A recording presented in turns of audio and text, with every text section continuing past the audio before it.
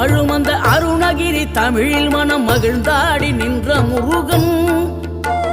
கிழவி இவள் புலமை கண்டு அழகு மிகும் குழந்தை என மகிழேறி வந்த குமரன். ஆதிசிவன் பிள்ளையன ஆனைமுகன் தம்பியன ஞான பழமான முதல்வன். நீ பாடும் குரல் வளம் கொடுக்கும் பனிமலையில் வாழும் அந்த பார்வதியின் இளைய புதல்வன். தேனெடுத்து திணை வளர்க்கும் சிறு குருத்தி வள்ளியவள் சிந்தையில நின்ற மன்னவா. நீ நாடி வரும் பக்தர்களின் நாட்டம் அதை தனித்தருளும் ஞான குருநாதன் அல்லவா.